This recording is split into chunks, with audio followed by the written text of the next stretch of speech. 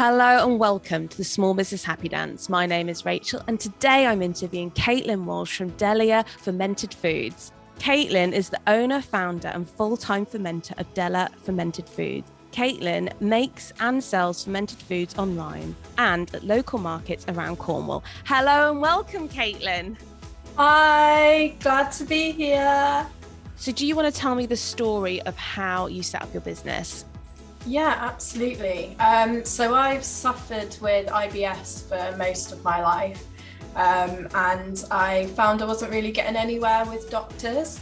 But I was first introduced to fermented foods when I was traveling around Europe. I'd never heard of them before. I'd never even heard of gut health.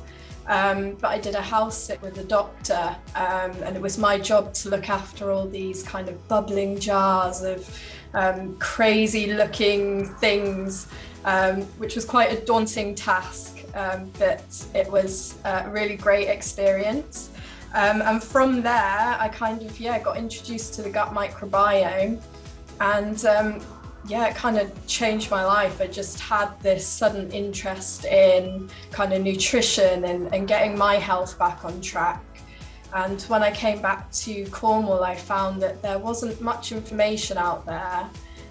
There wasn't really anybody doing fermented foods, or I'd found a lot of people hadn't even heard of it. And I just thought, I've got to get this out there to more people. I love it. So this whole business has been founded on you're resolving your issues, and this is a big deal because a lot of people suffer with gut problems, don't they? Does it cover just gut problems, or does it cover lots of other stuff? It can cover lots of other things, lots of chronic illnesses. The research into kind of the human gut microbiome and the human microbiome in general is very, very new. But they've recently found that we have as many bacteria and yeasts and microbes living on us as human cells, which I found absolutely mental. So it relates to mental health, it relates to skin health, everything. Wow. And where did the name Delea Fermented Foods come from? So it's an anagram of my mum's name. So when I came back from traveling, she was a great support in the business and really believed in me when I had my darkest moments, questioning whether I could do it. So that's where the name comes from. And then the slogan, consciously cultured, because all my fermented foods are raw and pasteurized, left to ferment naturally with those live microbes. Caitlin, I love this. I love that it came from your mum, your biggest supporter. Oh, yeah. All the mums out there. Oh, yeah. Bet she loves that. Yeah. I think she gets a bit embarrassed, but yeah. We'll show her this clip. She won't be embarrassed at all. So what are fermented foods? Because I'm going to be honest, I have frequented a health food shop, and I used to go to Sprout Health Food Shop quite a lot in Newquay, and they did used to talk about that. And is it kombucha? Yeah, exactly. Yeah. Are they in the same zone? Is that the same sort of stuff? Yeah, exactly. So fermented foods, fermenting in general is an ancient form of food preservation, using live microbes to kind of change the makeup of the food, and it often increases the longevity of it. So kombucha, is within that vein of fermented foods. So what is the difference between gone off and fermented food? So different set of bacteria and fungi. So often kind of gone off foods we associate with molds and kind of disease-causing organisms like E. coli and things like that. So when you're fermenting, you're actually aiming to create the right conditions, specific and desirable bacteria to grow and thrive. So there is a difference there. It's just a different set of kind of microbes. So as an example, in my fermented vegetables, I'm aiming to get a bacteria called lactobacillus rather than kind of mold causing fungi. this all sounds awesome. What are the benefits of these fermented foods? So many benefits to fermented foods. I could probably talk about it all day. The top ones are they're amazing probiotics. So probiotics are kind of introducing those live microbes into your gut. They're also amazing prebiotics. So prebiotics are foods that the gut microbes that are already in your gut feed on to survive. They also make nutrients more available to us by, for example, fermented vegetables. It'll break those vegetables down, making those nutrients easier to digest for us. During the process of cooking, a lot of those nutrients are lost, whereas when you're fermenting the vegetables, those nutrients kind of stay within the jar, and so when you eat them, they're going kind of into your body and your body can utilize them a lot better. And also they're amazing. So fermented vegetables are amazing for saving on food waste because they increase the longevity of the food itself. So often we would use it to preserve kind of summer vegetables for the scarce winter months. And again, it saves on energy. So you don't have to cook the vegetables. You can eat them straight from the jar and still have the same, if not more increased benefits. So how exactly are they made then? I'm so curious. So fermented foods includes a whole spectrum of different foods. So you have fermented drinks like the kombucha that you mentioned, milk kefir, which is a fermented yogurt drink. These use live cultures and bacteria that you kind of inoculate the food with. So, for example, the kombucha is kind of this gelatinous mass of bacteria and yeasts called a SCOBY, which stands for symbiotic cultures of bacteria and yeasts. And it's essentially fed on tea and sugar, and it then ferments it over time and it creates like a sparkling soft drink.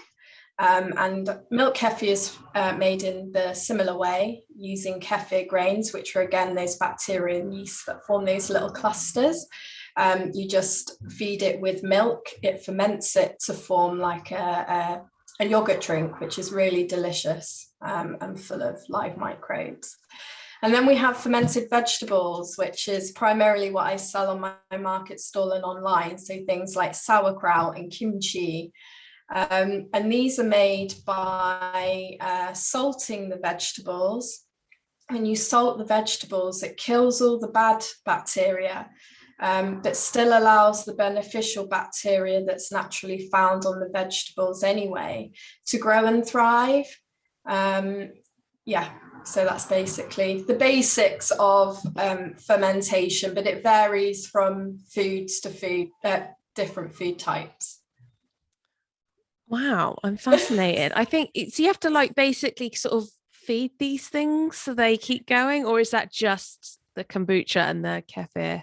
So the kombucha and kefir, they're definitely like having little pets in the house. They do need to be fed regularly. I used to have it because sourdough is made in the same way. So it's just flour and water that you have to keep feeding it with. I had, when I had my sourdough starter, had Herman the sourdough starter. They have little names because they continue to grow and grow. So as long as you keep feeding them, they're always there. Whereas the fermented vegetables, when you're making that, they're made and you just leave them for a period of time. They're done and you eat them. And because the vegetables are made with salt, does that mean that they contain a lot of salt?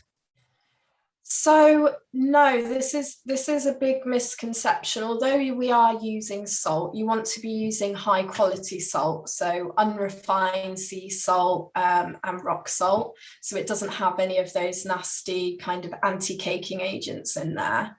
And also, I use a 2% ratio per weight of vegetables. So, in the grand scheme of things, it isn't a lot of salt if you consider how much salt we consume in the fast foods we eat and that sort of thing.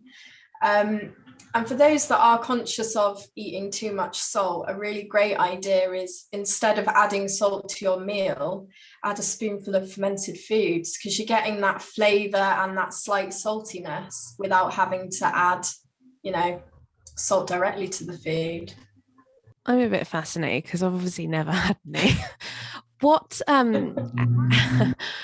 how do you eat them? Do you just like wake up in the morning and you're like, oh, I'm just gonna get a bit of kimchi with my cereal and get good to go? Or is like, how does it work? I mean, you can do that if you want. Be a bit of an intense wake up, I think. But yeah, so I always say, if you're new to eating fermented foods, you want to start with kind of small portions, because you are introducing live microbes into your body that you might not necessarily be used to. So just, for example, for the fermented vegetables, treat it a little bit like a condiment. So you can add just a small spoonful to whatever meal you're having during the day, for lunch or dinner. For the milk kefir, like 100 ml shot in the morning is great, or you can add that to your cereal.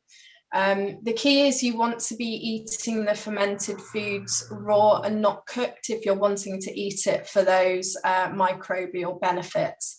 Obviously, once you heat them up to a certain temperature, you will be killing off those live microbes. But they're so diverse, like kimchi, for example. You can add it to stir fries.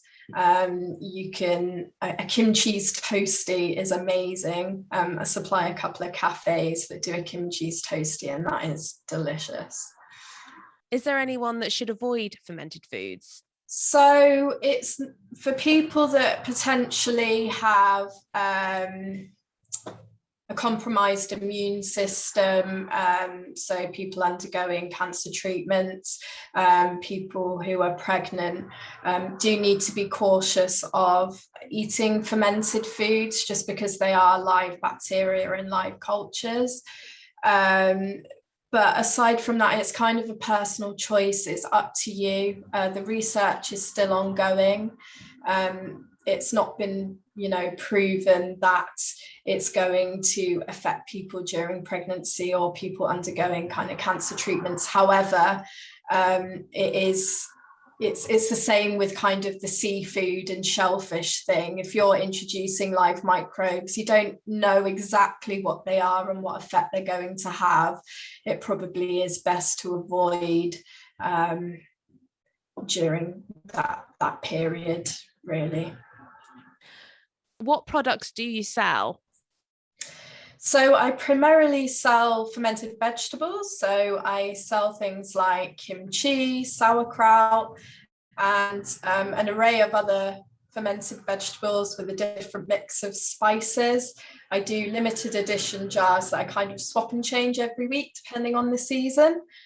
I also do make your own kits, so you can make your own kombucha and milk kefir from home, which have kind of the full instructions, and you'll get access to my fermented food forum as well on Facebook and on WhatsApp. So I'm all about trying to create a community around fermented foods where we can, support each other through fermentation. Was that Facebook and WhatsApp? Yeah. Oh, brilliant. So hold on. I could go online right now and buy myself some kefir milk and I could then have Bob in my fridge for the next, is it in the fridge? Do I keep him in the fridge? So you keep him on your kitchen counter. Oh, so Bob would be on the side watching so he'll me. be out. Yeah, he'll be out. You can chat to him. Seeing as I love plants, I feel like this is definitely somewhere up my street that I just have. And I would totally call the first one Bob. Bob would be on the side. I'd talk to Bob every day. I'd give him an encouraging speech like I could give to my orchids in the morning when I spray. Exactly. Yes. I kind of love this, because then you would end up with like, I don't know, you'd be like, have this relationship with your food that you don't get with anything else. Exactly. And they grow it once you've got the grain, the milk kefir grains and the kombucha SCOBY. As long as you're feeding them and looking after them, they'll kind of grow indefinitely. So you'll probably end up with more than you need. You can give them to friends, you can give them to family, you can compost them, you can feed them to your pets. Actually, with the kombucha SCOBY, I recently made some kombucha fruit leather. So they're a little bit like fruit roll-ups. They're delicious, really good. Wow. I feel like this is something I might need to explore. I can imagine it like Bob's had a baby. Giving it out to my neighbours. Also, I really want to call it the kombucha Scooby, like Scooby-Doo. Regarding all of the gut health and fermented foods, do you do any talks or workshops? Yeah, I do. So I do a few throughout the year, mainly in person, but I do an introduction to fermented foods talk and taster evening. So I'll be doing some more within the new year, so people can purchase for Christmas. So people get to kind of taste the different ferments. I'll talk about each one, where they originate from. So people can really interact with the foods and get to taste them for themselves without having to necessarily commit to buying a whole jar. Because like you mentioned earlier, it can be quite daunting buying a jar of kimchi and not really knowing what it tastes like or what to eat with it. So, yeah.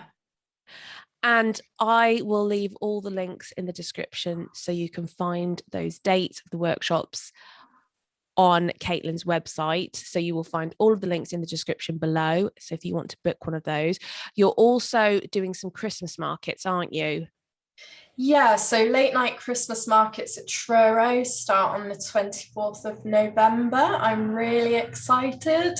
Going to be very, very busy. They'll be running until Christmas Eve, so every Wednesday from 9 a.m. till 9 p.m. So come and say hi. We'll have lots of fermented goodies and some new Christmas flavors as well that I'm really excited about. Yeah, and talking about markets, you do attend a couple, don't you, in Cornwall? Yeah, I do. So I do Truro Farmers Market on a Wednesday and a Saturday, and I do a market in Falmouth on a Tuesday as well. Caitlin, I don't live in Cornwall anymore, but I can still purchase your things, can't I? I can go online and purchase them. And you do an online gift card, which would be fantastic as a gift to somebody at Christmas or for their birthday.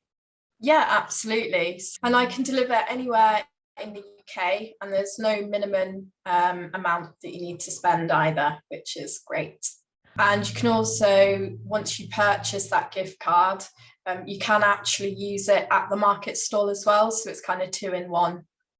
Oh, awesome. Oh God. And now I'm just thinking all these Christmas gifts I can give to all my friends and family. Brilliant. Well, thank you so much, Caitlin. I just really enjoyed it because I personally have learned quite a lot from this podcast. Well, thank you for having me. It's been really good. Thank you so much for listening to Small Business Happy Dance. I will see you next week.